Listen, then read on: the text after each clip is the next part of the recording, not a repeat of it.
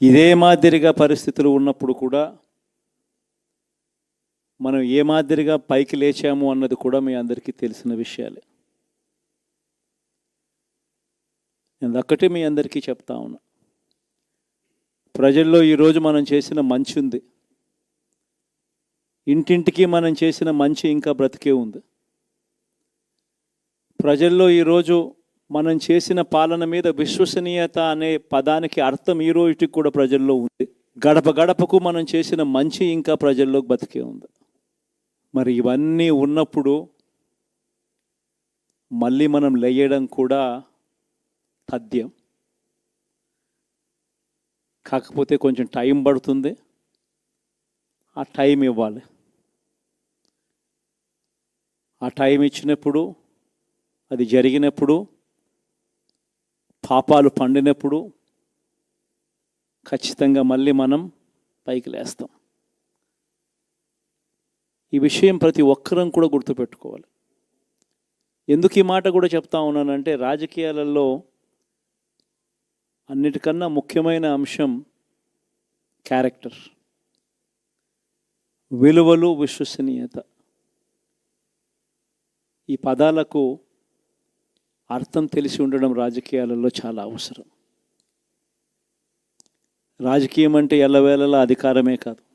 అధికారంలో లేనప్పుడు కష్టాలు ఖచ్చితంగా వస్తాయి, కానీ ఖచ్చితంగా కష్టాలు వచ్చినప్పుడు మనం ఖచ్చితంగా ఏ రకంగా రియాక్ట్ అవుతామన్నది మన చేతుల్లో ఉంది.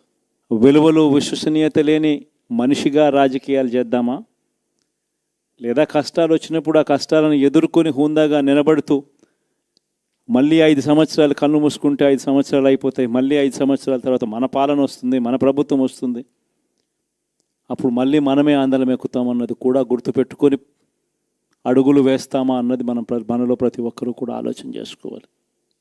ఇదే మన ప్రభుత్వం అధికారంలో ఉన్నప్పుడు కులం చూడలేదు, మతం చూడలేదు, ప్రాంతం చూడలేదు, రాజకీయాలు చూడలేదు, చివరికి ఏ పార్టీకి ఎవరు ఓటు వేశారు అన్నది కూడా చూడకుండా ప్రతి పథకము కూడా డోర్ డెలివరీ చేయించాం. మనం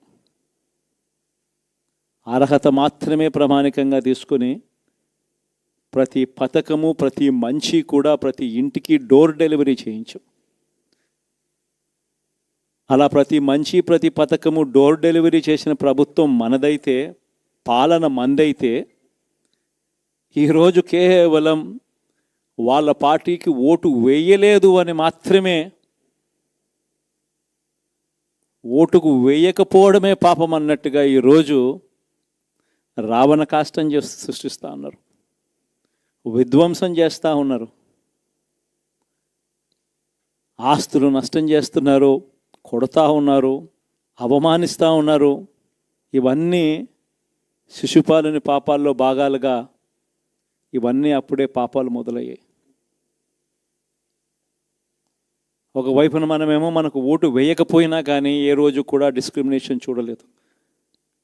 అటువంటి వాళ్లకు కూడా మనం డోర్ డెలివరీ చేసిన ప్రభుత్వం పాలన మందైతే, ఈరోజు కేవలం ఓటు వేయలేదన్న ఒకే ఒక కారణంతో ఏకంగా కొడతా ఉన్న పాలన వీళ్ళది. ఈ పాపం ఊరికే పోదు.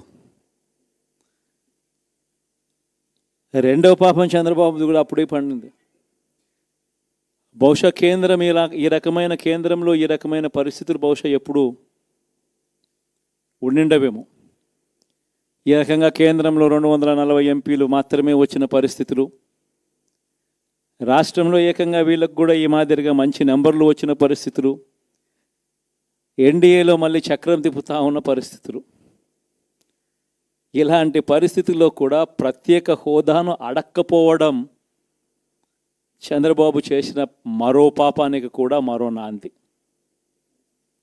ఇలాంటి పరిస్థితుల్లో కూడా ప్రత్యేక హోదా మనం అడిగి తెచ్చుకోలేకపోతే రాష్ట్రంలో ఏ ఒక్క యువకుడు కూడా క్షమించడు చంద్రబాబు నాయుడు.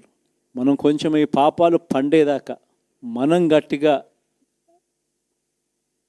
దీన్ని నిలబడగలిగితే, ముందుకు తీసుకొని పోగలిగితే ఈ పోరాటాన్ని ఆటోమేటిక్